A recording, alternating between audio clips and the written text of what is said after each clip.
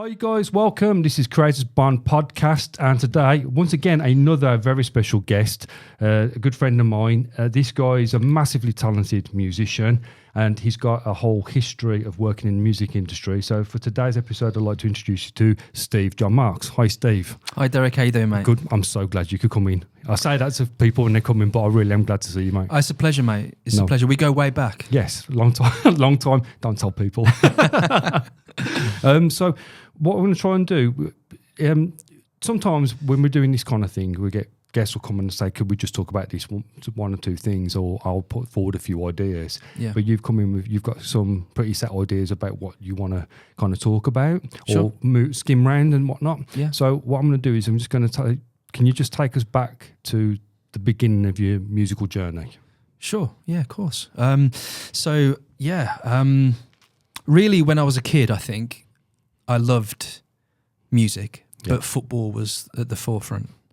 Playing for my school mainly. Yeah. And a lot of these stories will tie into a lot of early influences as well, but I started skateboarding and playing footy, and that was it really. And then I think my first guitar was given to me by my uncle, and my first guitar tab. And as soon as I started playing, it was a new journey. Football sort of was left by the wayside a little bit, which didn't please my dad too much at the time, because he was a big Villa fan, you know. But so music was something that really turned me on. Yeah. I think in the early part of my childhood, my granddad was a huge influence on me. He was really the musician of the family. He had a piano at home, gave me my first harmonica. Like I said, my uncle gave me my first guitar on that side of the family as well. So there was some music around me, but it was really my grandparents, you know, at their house, and also traveling in the car on the back seat, that really the early country music influences started to come into play. Really, you know, the likes of George Jones and Johnny Cash and Patsy Cline. Those melodies in my early childhood still resonate now. I can still remember being on the back seat of my granddad's car listening to that stuff. And when I started to grow up a little bit, my favourite TV programs were like The Fall Guy and Dukes of Hazzard. So you can imagine those theme tunes. Yeah. The country thing has always been there for me.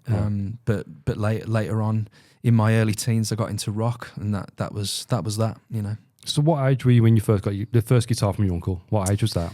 I was probably 13, 14. Okay, so when did you start then taking it more seriously, when you were playing? I think about 15, 16 years old, yeah. But again, going back in time, there was always a seed that was planted about music and the guitar. I'm of a generation where I was lucky enough to see a lot of great films in the 80s, because that was when I grew up.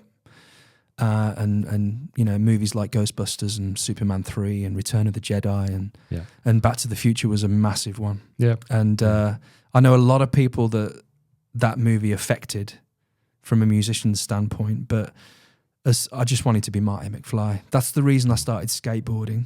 Really? That was the first thing. It's still the reason that I'm wearing the Nike I have on right now with the red swoosh. Yeah. I still wear aviators because of that movie. It was a massive, massive influence. Well, you got one of the main bands featured. The soundtrack was Huey Lewis and the News. Yeah. Fantastic band. Yeah, so. Which I used as a reading at my wedding. Really? Yeah, The Power of Love. Yeah. Okay. Yeah. It's a great tune. Great song. Yeah. Okay. So leading on from your first band experience, you've been very much influenced by family. Yeah. Yeah. So, and movies. Yeah. Yeah. Where did that then take you? So you've started working in bands, and what was the next step for you from there? So the next step was actually while I was at school. So I knew a buddy of mine who was in a year below me, who I watched in a school concert playing an extreme song, would you believe? And I didn't even realise he could play guitar. So I tapped him up. I was like, dude, you got to show me how to do that, man. So I had a few lessons in the latter part of my senior school years. Yeah. But it was really a good friend of mine, John Tisdall, his name was. He was one of the guys at school that had slightly long hair. He had a denim jacket with an Iron Maiden patch on the back. And there was only a group of 2 or 3 of them, but a lot of people used to take the mick, you know? Yeah. And I guess, you know, the way I was brought up was to respect everyone, really. Right. And I'm really thankful for that from my parents. But I felt sorry for him in a way, I think. And I walked home with him one day. And it was only a couple of miles, but we went to his house. I met his parents. We had some dinner. It was probably chips and chicken nuggets or whatever. But he said to me, "Do you want to see my brother's room?"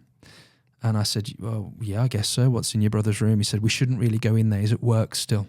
He works at Tandy's down the road, selling hi-fi." And we walked into this room, and dude, I have to say, it was game-changing. The ceilings, the walls were black. There was posters on the wall that were bigger than I've ever seen any posters before, of the likes of Whitesnake and Europe, and Bon Jovi, and with ticket stubs blue tacked to them, a hi-fi as high as I've ever seen, a collection of CDs that were just humongous. And he sat me down. He said, "Do you want to listen to some rock music?" And he played me some stuff that really just sent shivers down my spine. I just loved the music. It was, you know, the likes of Kiss and Guns N' Roses and Bon Jovi and stuff. And I fell in love with rock music that night. Yeah.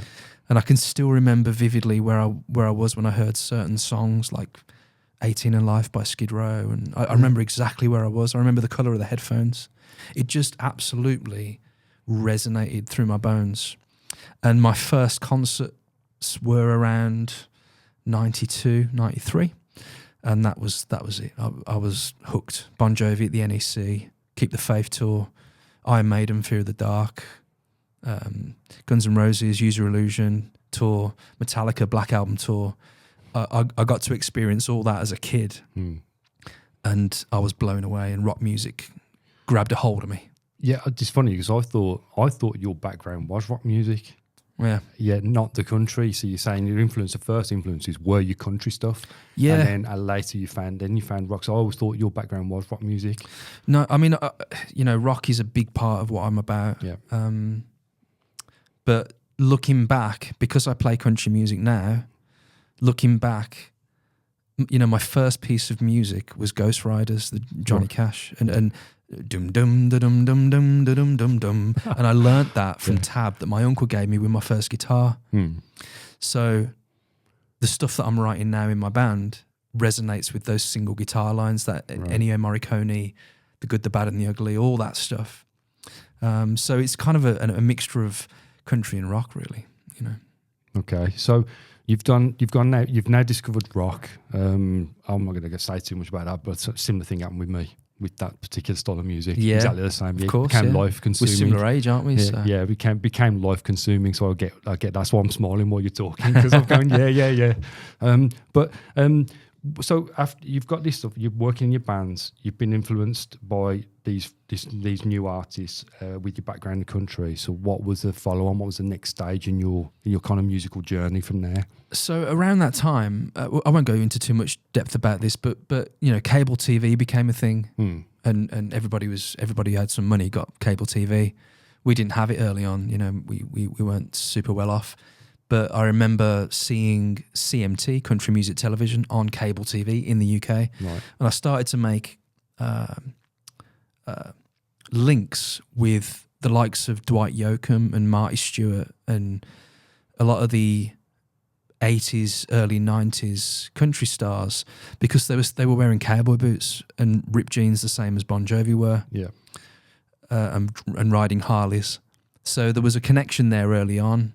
But rock really was the undercurrent, to be perfectly honest with you. I was always a sucker for a ballad, you know, old romantic me. Just remember you said that. Yeah. Okay. So, I mean, I don't want to, you know, I don't really want to get you to stretch too much into every single thing you've done. But what was it? So the next thing after that, you've got the band. You're obviously developing your skills. Yeah. Okay. Yeah. So what was the next thing? Was it the gigging with bands regularly? Yeah. Yeah, so the late 90s, sort of 96 onwards really, was gigging around Birmingham with a rock band. Yeah.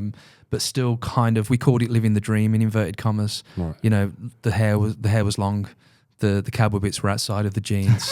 And we were living the dream, you know, and playing that sort of music that we loved. You know, again, it spans from movies. You know, the montage from the Rocky movies is basically melodic rock, AOR, if you want to call it that. And that was a huge part of my early band life. Hair metal, some might say. And that disbanded, and I started getting into different styles of music. And again, I can still remember vividly where I was when I heard songs like Iris by the Goo Goo Dolls. You know, I was in HMV in Birmingham City Centre, and it stopped me in my tracks. And I had to go to the counter and say to the guys, who is that? Because to me, it sounded like an acoustic version of LA Guns, which I still think to this day, you know. But, you know, I bought the Goo Goo Dolls stuff. I started getting into bands like Matchbox 20, formed a new band in Birmingham. The hair was shorter. The guitars were slightly higher. And had that vibe, you know, that Americana rock vibe that those bands have. A little bit edgy, a little bit rock, but mainly acoustic. So I started to gig a lot, but honestly felt like I was in a bit of a rut in Birmingham. We couldn't figure out how to get out of Birmingham. Back in those days, I can vividly remember, if you want to play in London, you got to bring a coach down to 50 people, which you need to spend money on in order to play in London. And it threw me. And, you know, when we played gigs in Birmingham, we were lucky if our uncle would buy a T-shirt, let alone a fan. So I found it a bit of a slog, and it was very clicky. Clicky? Yeah.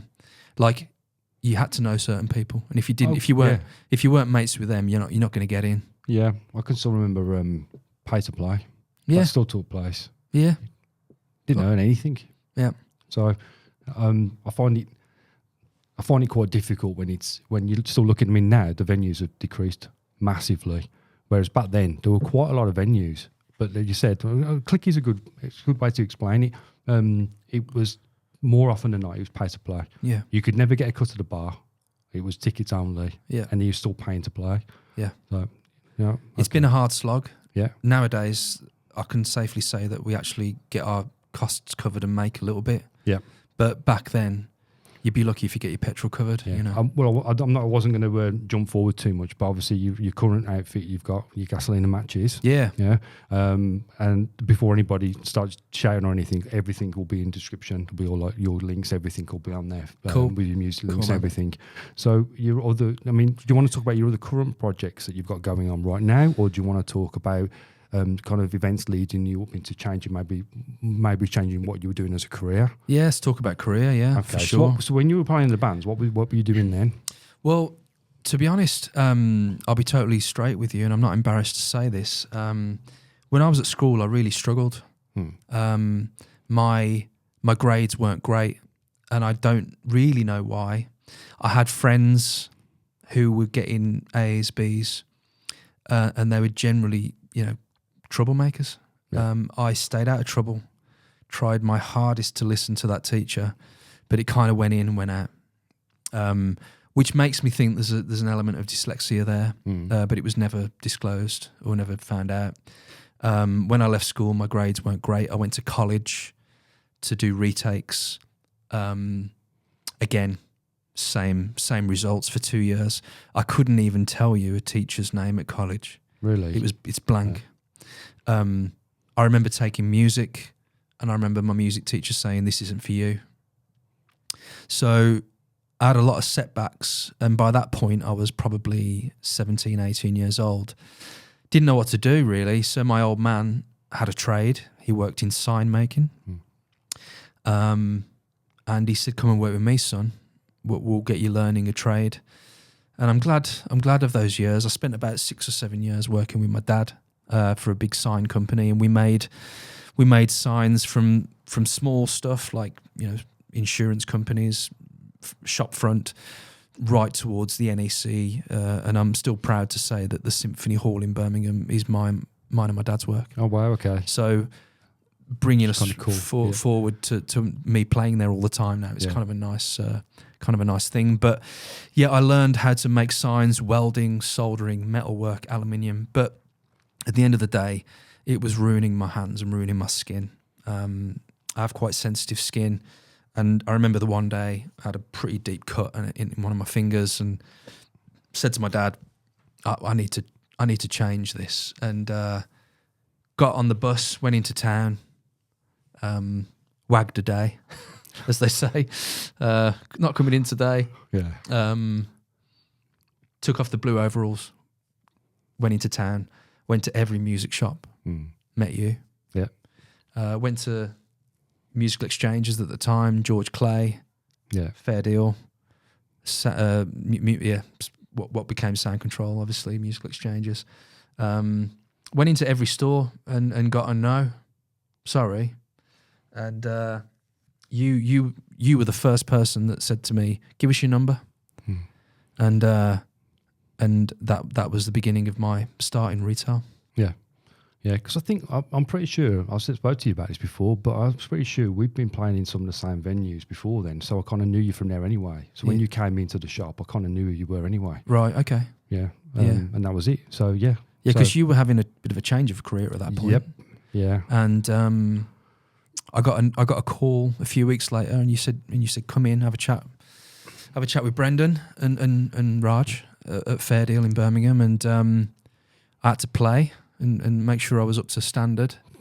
And I remember vividly, luckily for me, I'd just bought at that time a Digitech RP2000 multi-effects. And luckily for me, there was a guy in store trying one out. And one of the new guys at Fair Deal was kind of struggling with how to get the wah activated, the wah-wah. And I knew, and I think it must have been Brendan or Raj who were with me at the time. But I went over and I intervened, and I said, all you need to do is just press your toe down like a crybaby, and there you go. And I think that won me the role. And I started in 2000, 2001, somewhere around there. Yeah. Yeah. I'm sorry, I might have laughed because you just mentioned the Digitech. Was that the silver one with the blue pedal? Yeah. Yes. I'm sorry, as soon as you said, I went, yep, I know it. Yeah. So it was, 2001 probably. Yeah. So really got stuck in. Loved every minute. Yeah. Working in retail, it's not easy, dealing with the public and stuff, but I really enjoyed making a customer smile, making sure they had the gear they loved. And, right from the get-go, I was very welcoming to anybody that came into the store. I'd kind of mirror their body language, whoever it was I was talking to, and I found that always worked for me. If it was a softly spoken person, I'd fit right in. If it was somebody that was loud, and I'd be like, come on then, try some of this out. And I used to spend a lot of time with people and make them a brew, and it did me good favours. I had a lot of regular customers. I became the manager of the store within, I think, about 3 or 4 years. I was cashing up at the end of the day, key holder. Yeah. And I stayed there for, I think, around about 8 or 9 years. Eventually, I ended up working for the e-commerce side, looking after the early days of Amazon and eBay and web sales, and just found myself in a bit of a rut again. I'm very much a people person. I love dealing with people and having a chat and having a chinwag about gear and playing and talking off each other, and being in a cold warehouse didn't help my mental health really. And funny thing, PMT came calling, Play Music Today, or Professional Music Technology as it was then, and a chap by the name of Gaz Chapman, a bit of a legend in the Midlands, gave me a call, and he said, hello Steve, are you working down the warehouse? I said, yes Gaz, yeah. He went, wow, it's like putting Ronaldo in goal. Come and see me. Yeah. That's exactly what he said. And I went to have a chat and found myself at PMT for the next 5 or 6 years, which I really enjoyed because it was a monster of a shop. Yeah. Massive store. Yeah, it's a big place. Yeah, and I ended up running the acoustic department at a very, very good time. Yeah. Ed Sheeran had just come out. Taylor Swift was massive, as she is now. But as far as acoustic singer-songwriters go, I was selling really expensive acoustics, and it was my department. It was clean, everything was priced. I had incense burning, the right songs on, and a lot of regular customers. Yeah. It's sorry because you mentioned Gaz Chapman, because I know when Gaz moved, but I remember because he was the manager when I worked at Exchanges for a while before I went to Fair Deal. Yeah, and he's a class guy. Interestingly, I always have him about the time I went to see him, and he didn't give me a job in the first place. So Raj got me first. Yeah. At Fair Deal. So how long were you? Sorry, how long did you say you were at PMT for?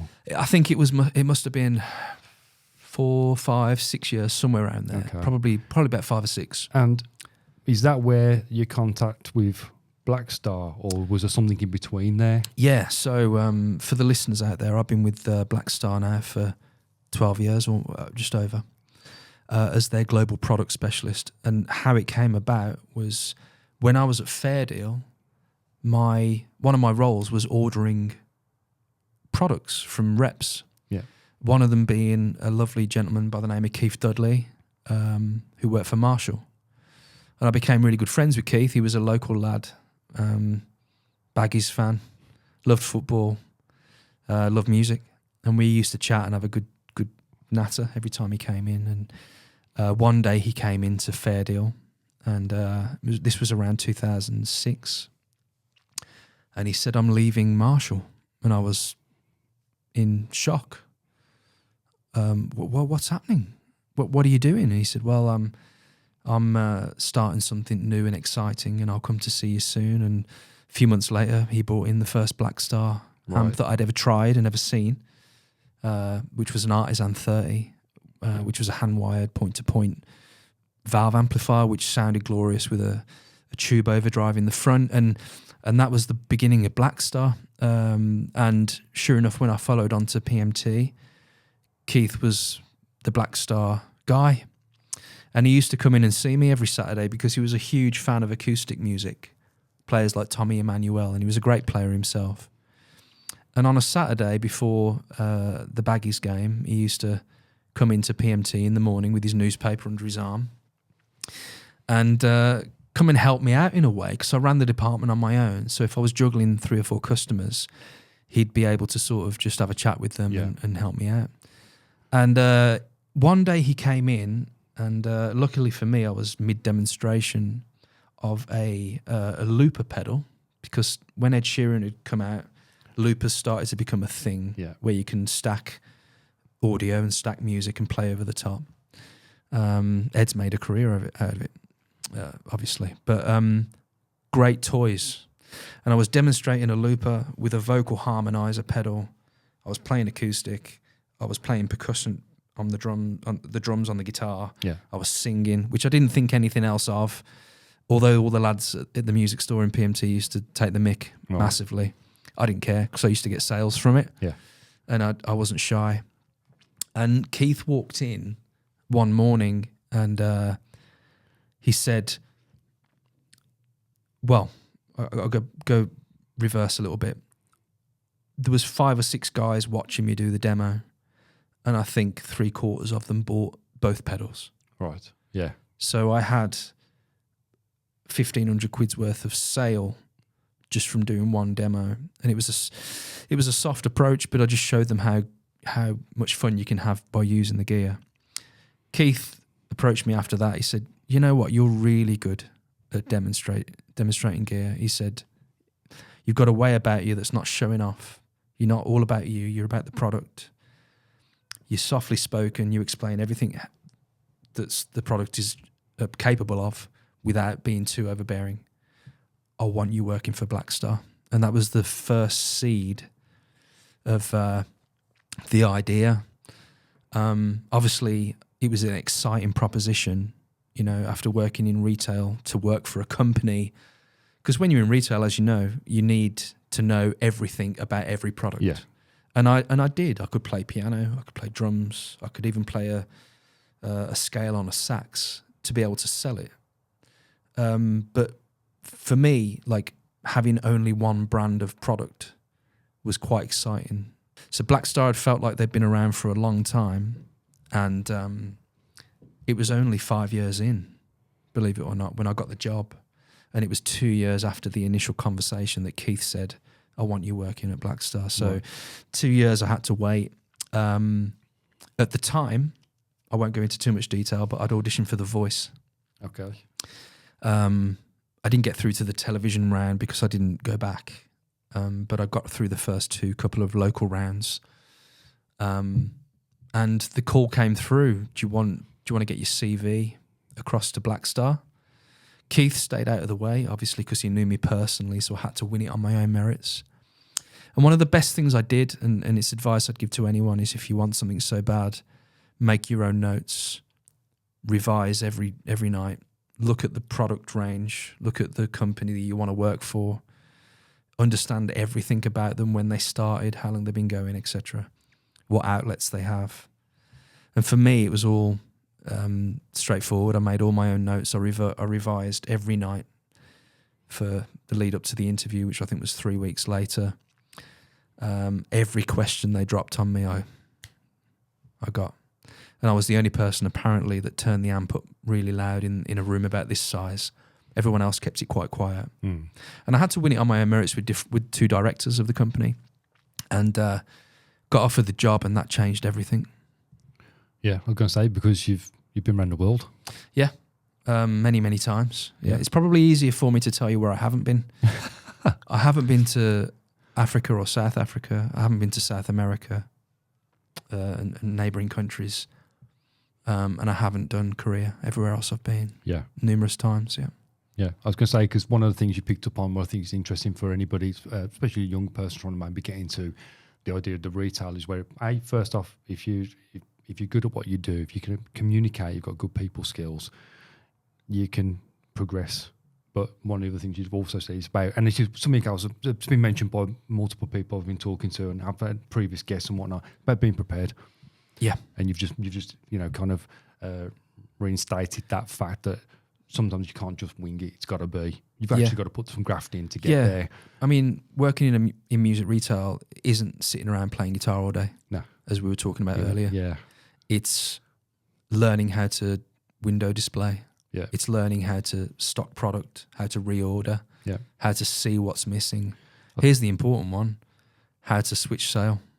Right. So if a customer comes in for a specific product, knowing your product well enough that you can say, well, we haven't got that, but have you looked at this? Yeah. Let's sit down and I'll show you exactly how this one works.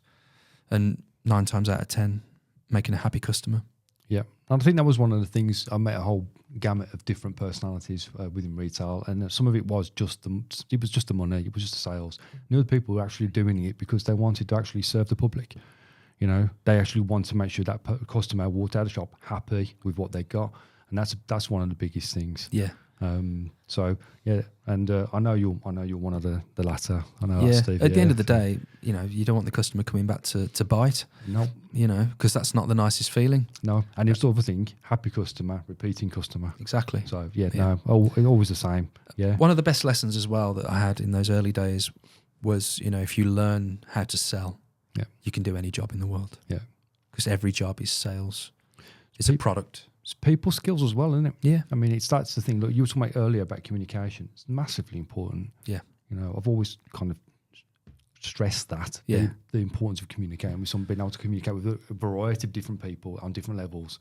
It's a skill, massive life skill. The trouble we have now, unfortunately, is, and I don't mind saying this, and if any sales people want to come up to me and talk about it, is a lot of sales staff in stores, specifically around music, are lazy. Right. Because the world we live in these days, YouTube is king. And sales staff expect the customer to already know what they want. They've already made a decision by looking at their phone the night before, looking at reviews, looking at YouTube channels, influencers that are paid often to tell you how good a product is. And it really doesn't go well with me, because I was taught to always fight for that sale and make sure your customer's happy. Like you said earlier, repeat customer. Yeah. Friends for life. Yeah. You know. Yeah. I still know some people that I used to serve. Me too. Yeah. So it's a nice world to be in if you're prepared to do the work. Yeah, it is. Yeah, and you can be very successful at it. Yeah. Well, you're a case in point, aren't you? I mean, it's amazing what you've done, really, Steve. Yeah. When I think about it and I lay it out like we are today. Yeah. You know, from the kid that was pretty nervous at school, didn't have good grades, would struggle to get on a bus to town on his own. Yeah. You know, sometimes I have to pinch myself a little bit if I'm looking up at the Empire State Building and I've just been working in Guitar Center for the day, or in Hong Kong looking at the Bruce Lee statue. Yeah. The job has taken me there.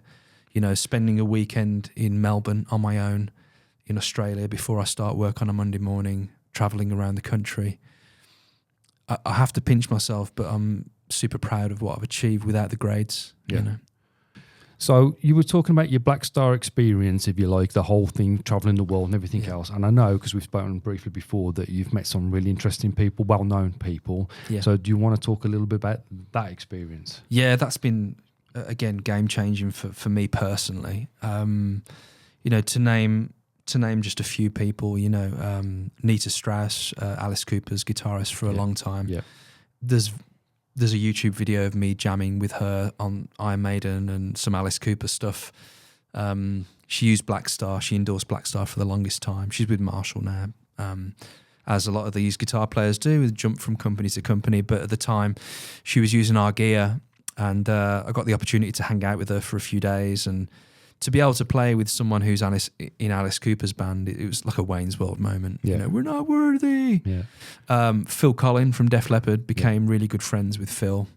Spent a few days out on the road with him. Took him for a curry in Brum. You know, for me, you know, one of my first cassettes was Adrenalize by Def Leppard. One of my first ever girlfriends as a kid, if you can call it a girlfriend, your first loves. Yeah. Def Leppard were our song. Yeah.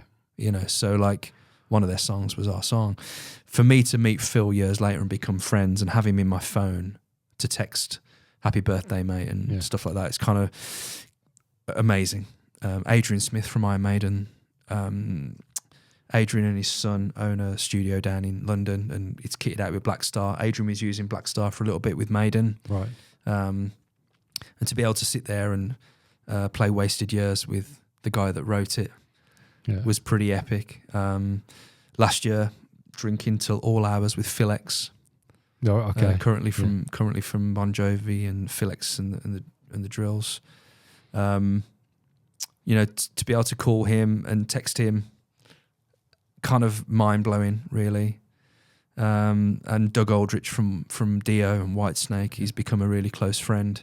In fact, Doug has a new signature amp with Blackstar called the DA100 Ruby, and in those early days of him reaching out to the company and getting to meet him and use the gear, you know, I've got video content on film of him saying, you know what, man? Steve from Blackstar, you know, when you did this demo on this and this and this, I was mind blown. Yeah. To hear a guy that, you know, I watched on stage playing Still of the Night with Coverdale for many years and saw him on video with Dio, and to hear him saying that about me, the kid from school who didn't have any grades, kind of mind blowing. That's a pretty cool story though, Steve. that's you know, I think sometimes it's difficult when you've had that level of success to be able to take a step back and actually see it, because normally people who are in that, like yourself, are always going, next thing, please. Yeah. Next step, next goal. Yeah. I mean, at the moment, your band Gasoline Matches with your wife Sally. Yeah, yeah. And I know you got married last year. Yeah, so congratulations again. I know we've already spoken, but that's going all guns, isn't it, at the moment? Yeah, the band Gasoline Matches, the story of how me and Sally met, we met in the store that I worked at. Sally came in to purchase an acoustic guitar. She mentioned the name of an artist called Butch Walker, and Butch is not a name you hear many people talk about. If you know who he is, he's really prolific. He's an American artist. He came up through the ranks in a hair metal band called South Gang. Eventually became a solo artist. Released a ton of records, but he's also a really well-known producer, and he's produced the likes of Taylor Swift, Pink, Green Day, to name Billy Idol, to name a few. He's based out in Nashville these days, and not many people know him. And Sally mentioned his name, and my ears sort of perked up, and we got chatting. And she actually ran a local open mic. I just left probably the heaviest band I'd ever played in. I was lead singer, guitarist. A band called the First Seven, which was born out of another local legendary sort of Birmingham band called Honeyman. And it was kind of like Lenny Kravitz meets Queens of the Stone Age meets Nirvana in a blender. Yeah. Funk orientated but heavy, riff based. And I was singing and screaming my head off in that band. Really enjoyed those years. We did an album which never got released.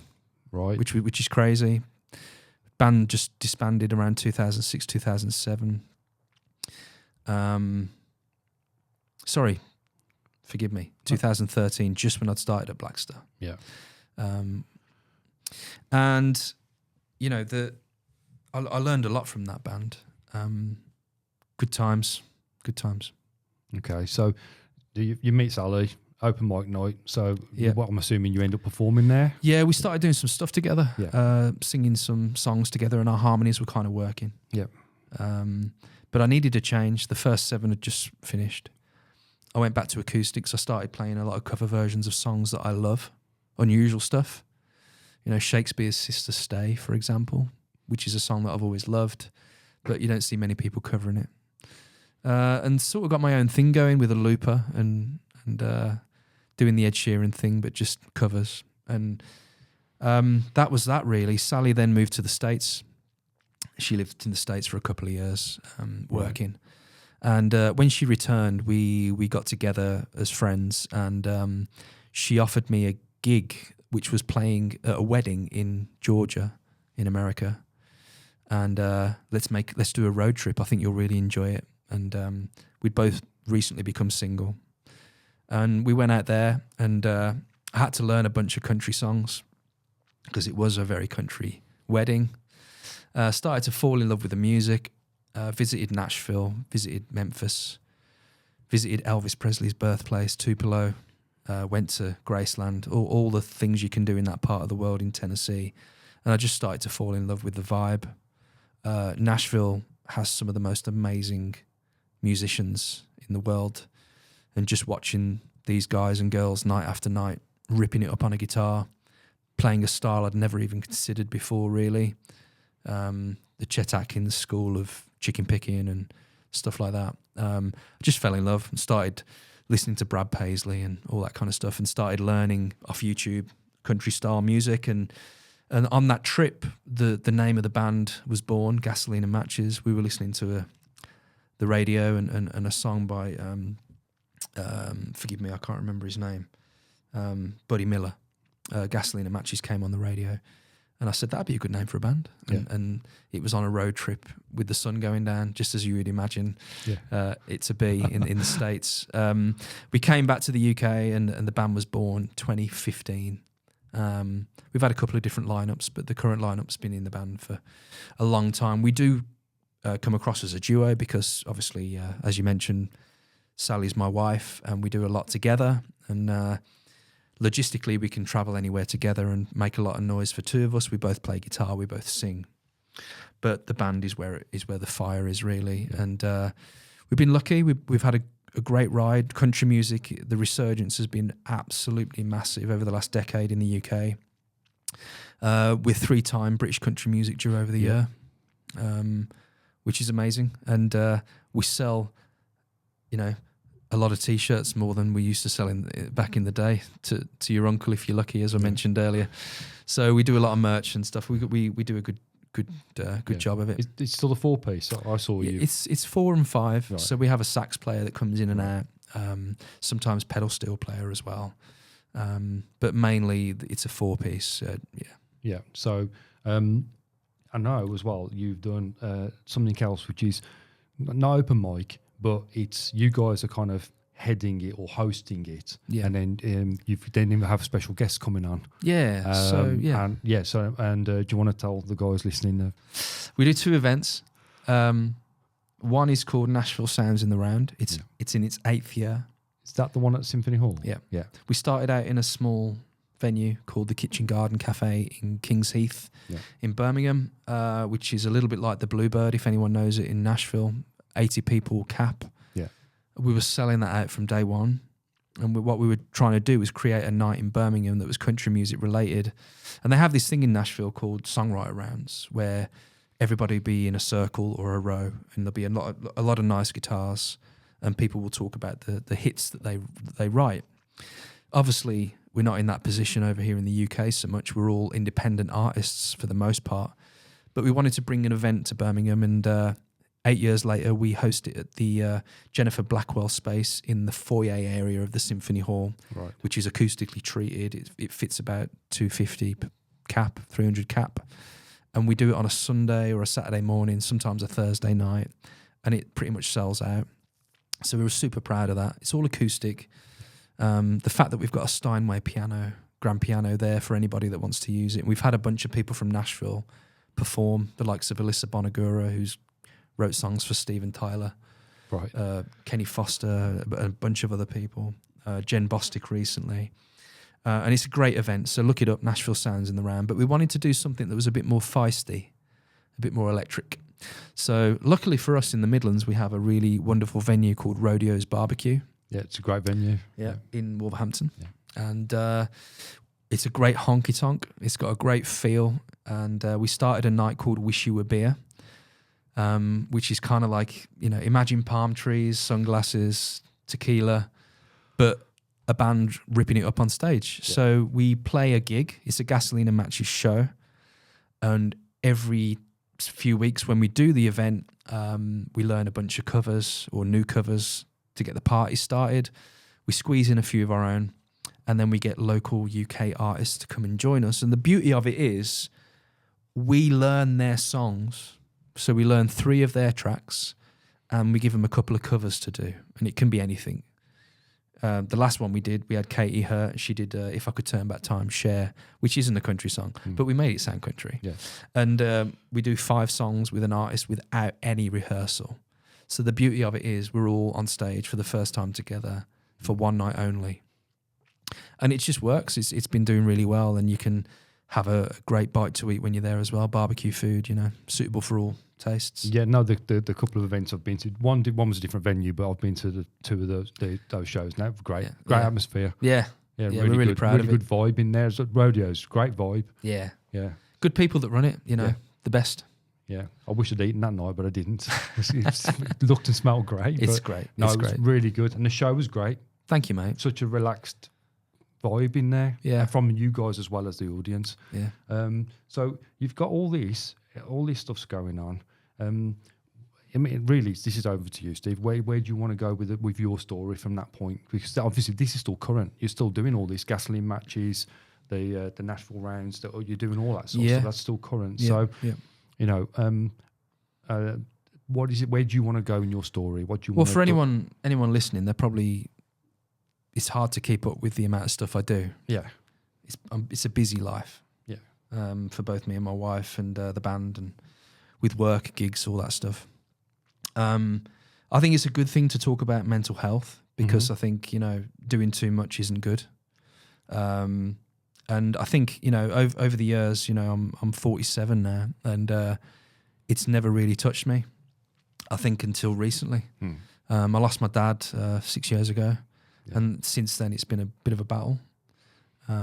Things get on top of me a lot, and I'm in a good place because I've got good friends around me like yourself, and you've always said to me, mate, the phone's there open if you need to talk. And I've got friends that are the mental health trained, so I'm lucky and I can get to vent if I need to. But I think getting more sleep, relaxing more, enjoying family more. I would love to be a dad myself.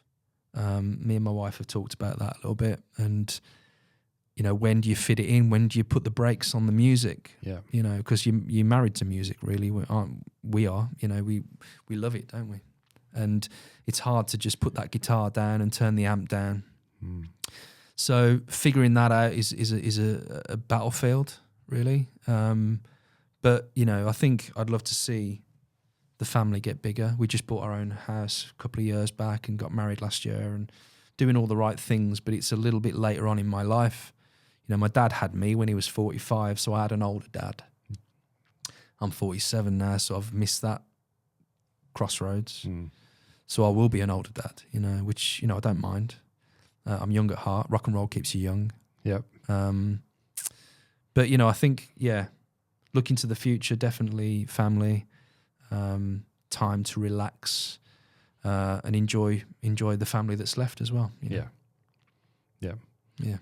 Okay. Well, I know because we talked very briefly, and I know there's something you wanted to talk about, like, you know, touch on about taking a step, knowing when to take a step back, you know, and take account of what you've got, where you are, because everybody needs a breather.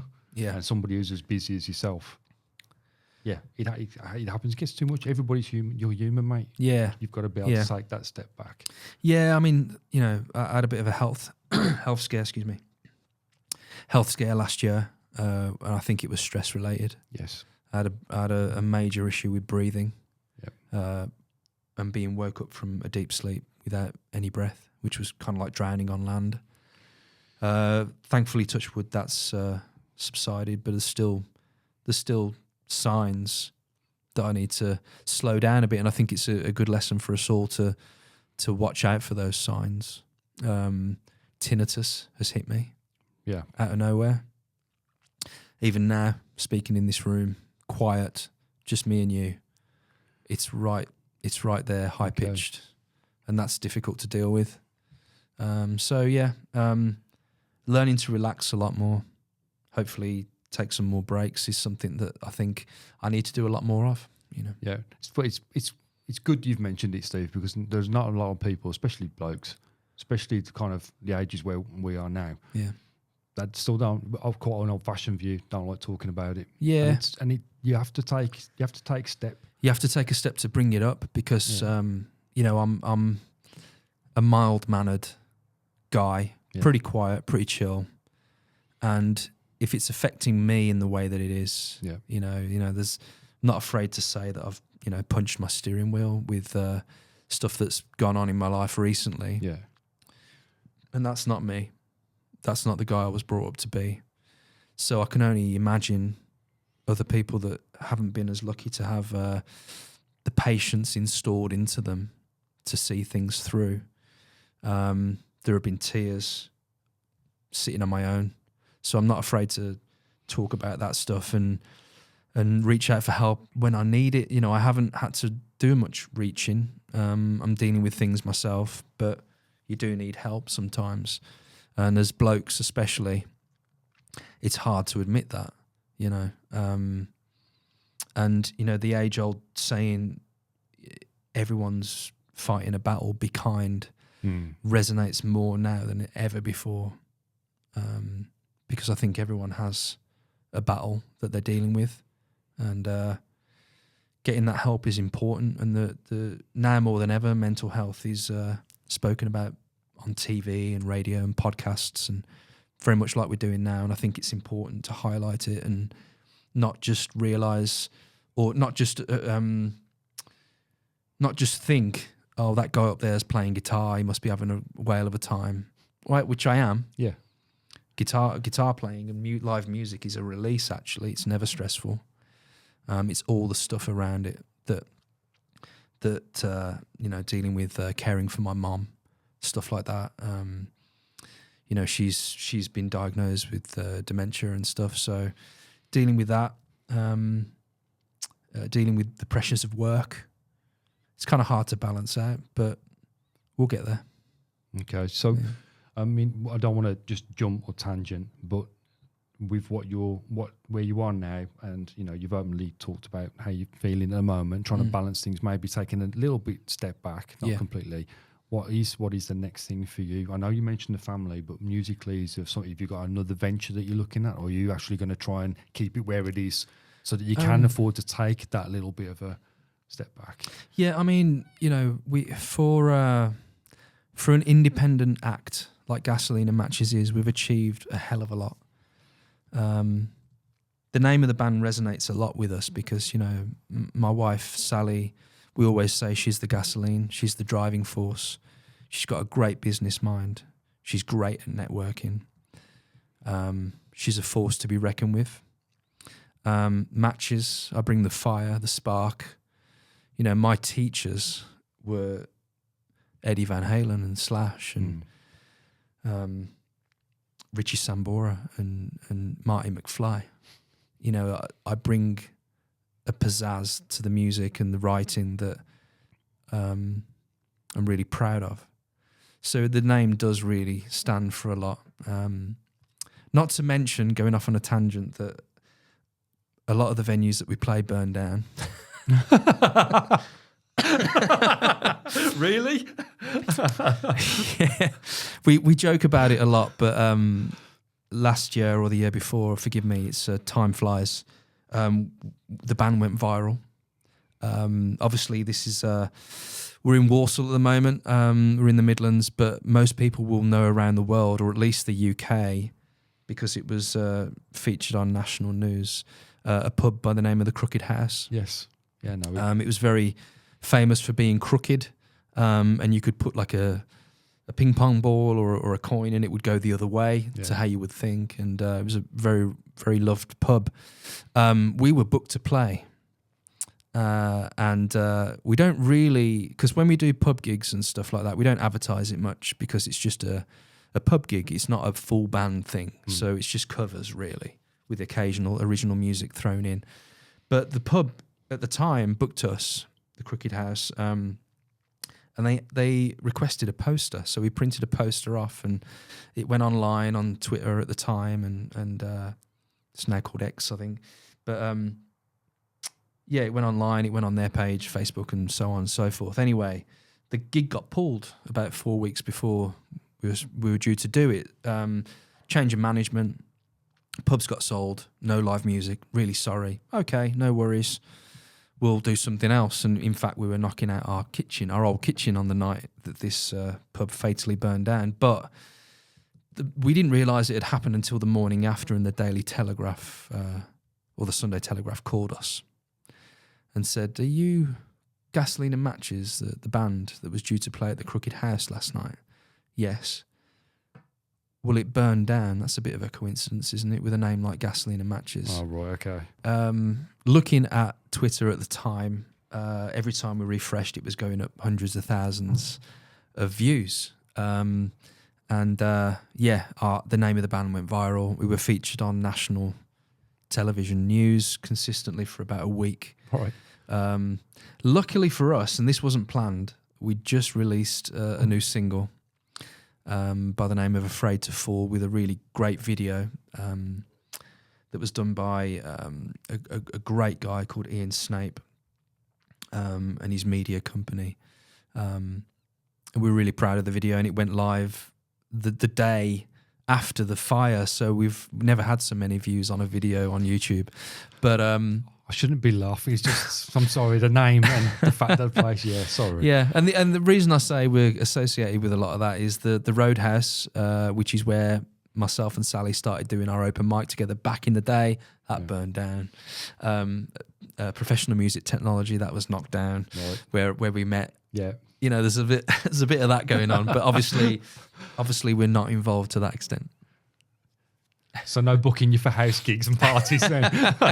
We joke about it on the mic at gigs and stuff, and people kind of remember, as you did. Yeah. I know the Crooked House. I remember that. Yeah. No way. You were playing the night it burned down, or supposed to be. Yeah. But yeah, the ill-fated Crooked House, we're a big part of that story. Yeah. And just to clarify, I'm going to do this anyway at the end, but all your music is all available on all the mainstream platforms and everywhere. Yep. So when I get the information, it'll all go in the you got it. Yeah, Spotify, iTunes, all that good stuff. Amazon Music. That'll all be in the description. Everything will go on there. Super. I mean, as we're coming around somewhere towards the end of this, is there anything you want to kind of finish with, Steve? Is there anything else you want to talk about? Or, if you're happy to call it there, we can call it. But if there's anything you want to kind of wrap it up with, you can finish. Well, I mean, for anybody listening and anybody that's been on this journey, this is my first podcast. I'm really proud to have brought everything to the table on it, really. And for the future of the band, I hope we achieve a higher success. We've already had some great success. It's been hard work. We played country to country at the O2 in London last year, which was a massive thing for us. We played 3 sets over the weekend. The first set was the outdoor stage around the perimeter of the O2, and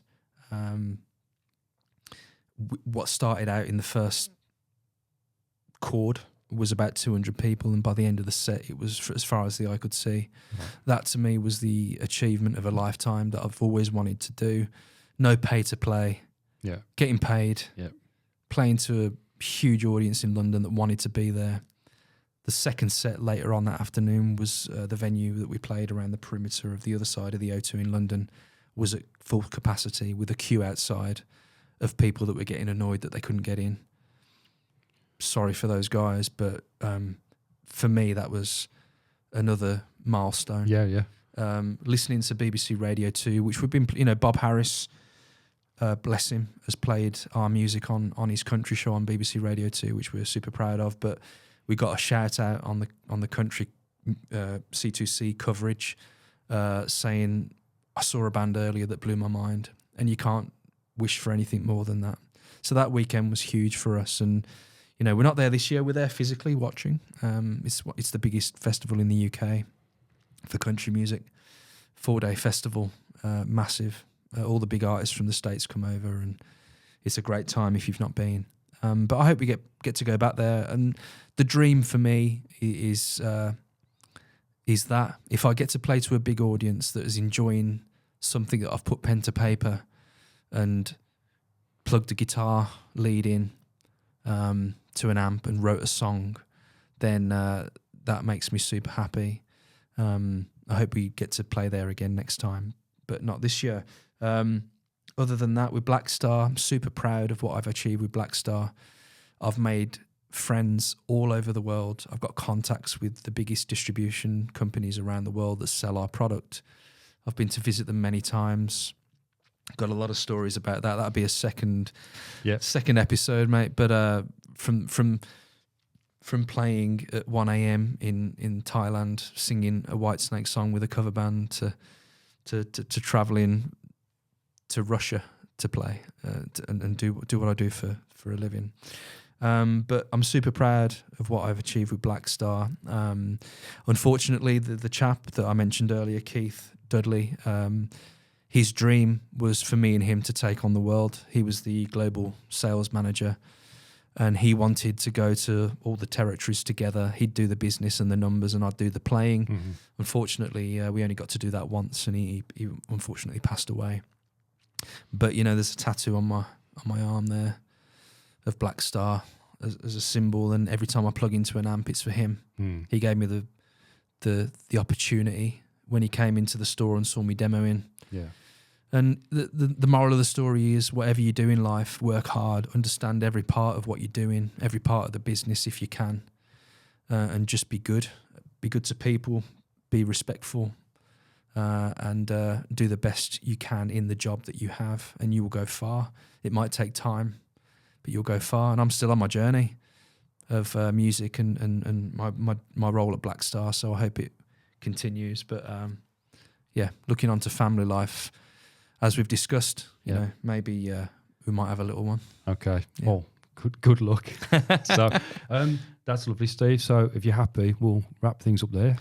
Thank you for having me, mate. No, not at all. Thank you so much for coming on, mate. Honestly. Yeah. Thanks for those who are listening and got this far. No. It'd be good. What I'll do is just go to a quick sign out, okay? Yeah. So, okay, guys, thank you very much for checking out the podcast. If you would like to try and support the podcast series and what I'm trying to do with them by getting these special guests in like Steve, please go over to the channel, give it a like, a comment, subscribe. Thank you for checking it out once again, and hopefully we'll catch you on the next one.